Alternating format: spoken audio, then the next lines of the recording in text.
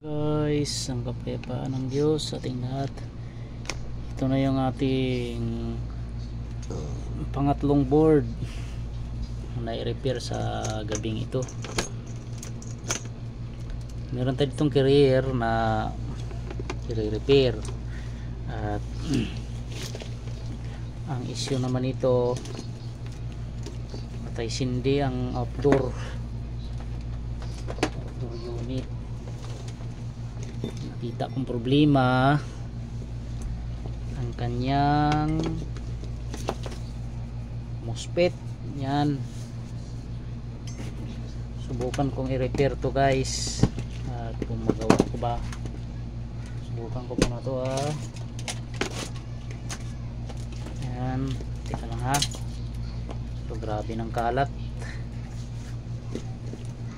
Subukan ko muna i-repair to guys. MOSFET ang ano niyan, ang nakita kong problema. Wait lang, at ang dami ko ng kalat.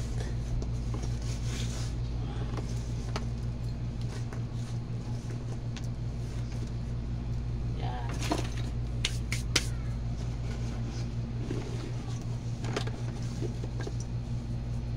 yun. Ito guys, binunot ko na yung MOSFET. Ito, chinik ko naman yung IPM, yung diode, pati yung ibang parts na dito. Wala naman ako nakita shorted. Yan, tingnan natin ha kung meron tong sa carrier, kasi medyo ano to, damay-damay ang kanyang parts. Yan, goods naman. Wala naman ako nakitang goods naman to. 50, itong isa 54.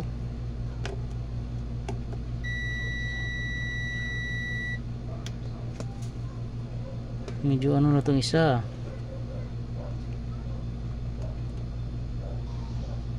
tumaas na ng value, magiging 54 na siya. Bunutin ko nga muna to. 47 yan guys, 47 ohms itong isa na to yan, try natin iyan hindi na tayo nakapag live sa Facebook guys, sa YouTube na lang. At sa mga bago pa nating mga tropang mga likot, pa-support naman ang ating YouTube channel. Yan, ito testering ko muna to kung goods pa ito. Yan, ito 47 ohms. Ay, 55 na siya nag-ano na siya medyo tumaas na. Pwede pa naman, kaso nga lang nag-change value na siya. Hindi katulad nito 55 ohms na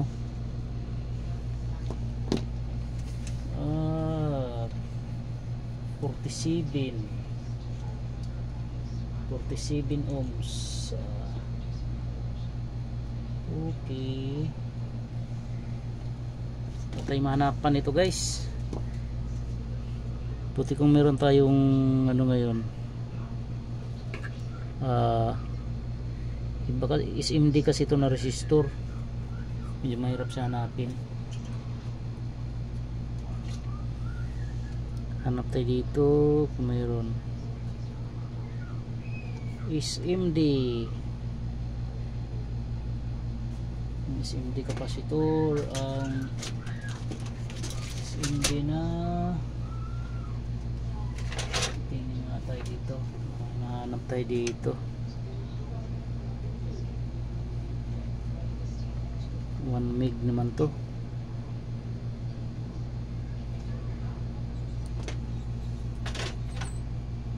try ko muna to guys.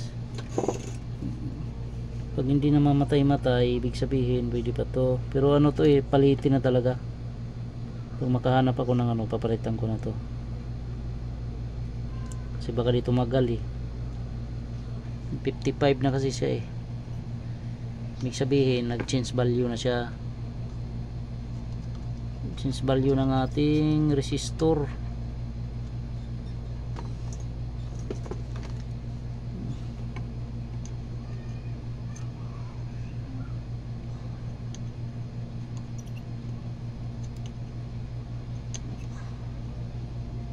Yan, kabitan natin MOSFET guys. Yan, to may MOSFET na tayong brand new para sureball tayo. Yan, nangin na natin to. Brand new guys na MOSFET.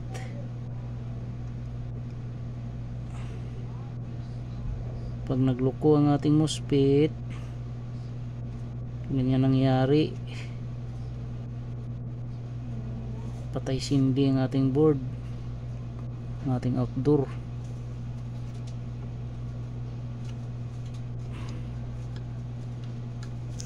Minsan naman guys, ang nagkaroon ng problema yung ating EEB, mga sensor, dapat i-check din natin yan. Pagka patay sindi ang ating compressor, yan, nakabit na natin yung ating ating MOSFET. Wala naman ako nakitang shorted nito, kaya kinabit ko na kaagad. Yan, okay. Ang tanong, gagana kaya to? Yan, itong alamin ko. Meron tayo ditong lagyan natin ng indoor.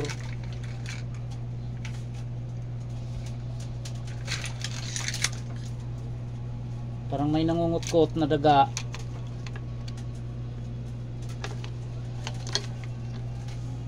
Saan yon? May nangutkot na daga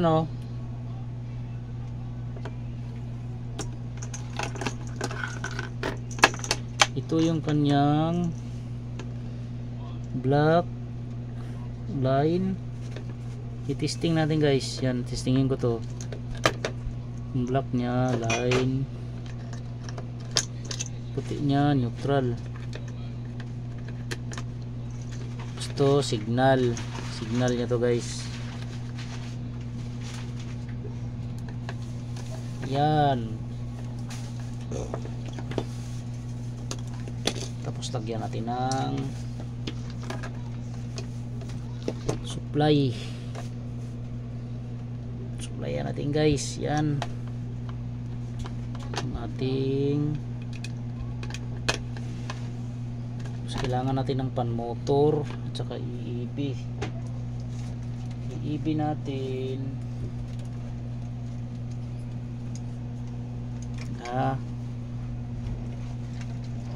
Tika lang natin kay EEB. Ito EEB guys. EEB natin.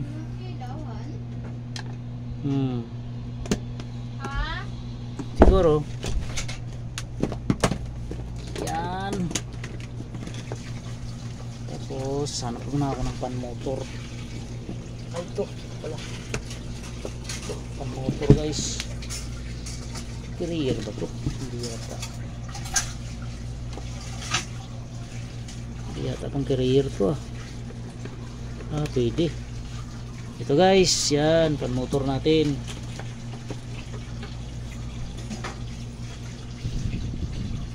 Ano, walang ilaw? Ha? May ilaw Wala pang ilaw nga. Kanino? Itong ating compressor guys ay IPM. Ano Na-check ko na to at okay pa naman. Yan. B puti. Sana matsambahan to guys para makatatlo tayo. Pangatlong board na natin ito, no? Tambakan na kasi tayo ng board. I-repair. Yan. Indoor na lang, pan motor ng indoor. Dami kong tambak. Ayan. Ito guys. Uy. Saan ba yung Samsung na ano?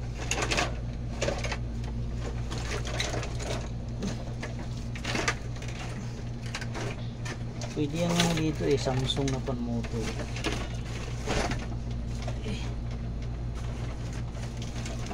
Saan na ba yun? Hanap ko na ako guys, pan motor. Pan motor.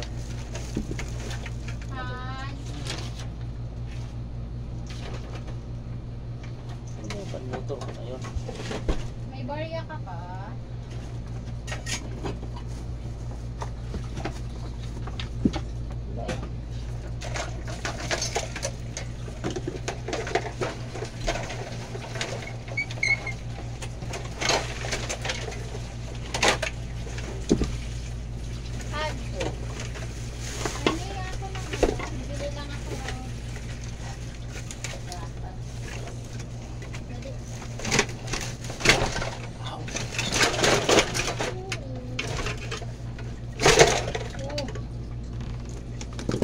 Kalat.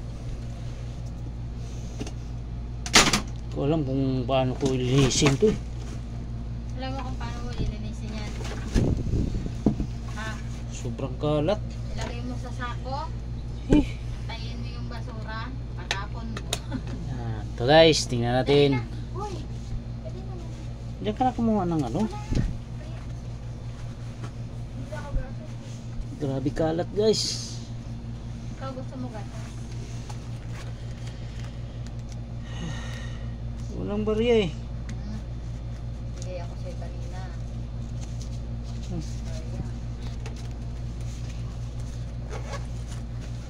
Meron pa ba ito lang? Ano Sino naman? ba nagsupli na sa'yo? Parang ano? Meron pa ba ito? Sino nagsupli na sa'yo? Yan, tingnan natin ha. Tingnan natin kung sasabog ba to. Sasabog o hindi. Sana hindi sumabog. Tingnan natin to. Subok guys, subok. Huwag kang sumabog. Huwag kang sumabog.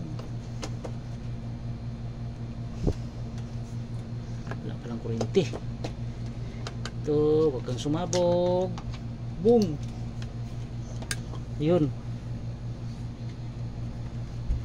Mag-click ang ating relay. Yan. Yan, umikot ang ating indoor fan. Yan guys, tingnan natin, umikot tayo. Umikot ang ating pan motor o indoor. Ito, tingnan na natin kung gagana. Sana gumana guys. Tamang hula lang guys. Tamang hula. Pag gumana to, i-ano ko to, lagyan ko muna ng heatsink. Tapos pandarin ko ulit. MOSFET lang yung aking pinalitan dyan. MOSFET. Yan. Yan, tingnan natin na sana gumana to. Medyo nabasa to guys, yung board paglinis, kaya pumutok yung ating MOSFET. Sana gumana. At ito, abangan natin guys, abangan natin. Sana makachamba tayo. Kompleto na yan, meron na tayong lahat ng components sa ating board, pan motor, compressor, mga sensor, meron na lahat. Kaya maandar ng ating pan sa indoor.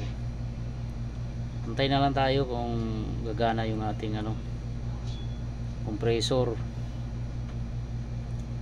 Yan, antay tayo. Antay tayo guys. Sana gumana para makatsamba. Yan. Antay. Antay muna tayo. Yun, gumana na guys. Ayun oh, narinig nyo ba guys? Gumana na rin natin pan motor. Yun oh, kita natin na. Patsamba tayo guys ah. Tsamba natin.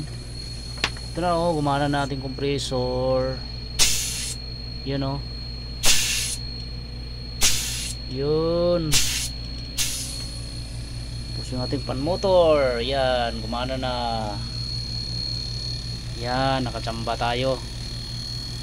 Lagyan ko muna ng heatsink to. Heatsink. Ayan. Ayan guys, nilagyan ko na ng heatsink para sure ball na matesting natin ng medyo matagal. Tapos i-ano natin, testing natin kung may ground siya. Yan. Wala naman. Kasi mahirap guys na mamaya dumikit sa kanyang aluminum. Yan, okay naman, wala naman ako nakitang grounded. Okay, testingin ulit natin. Testing ulit tayo. Yan.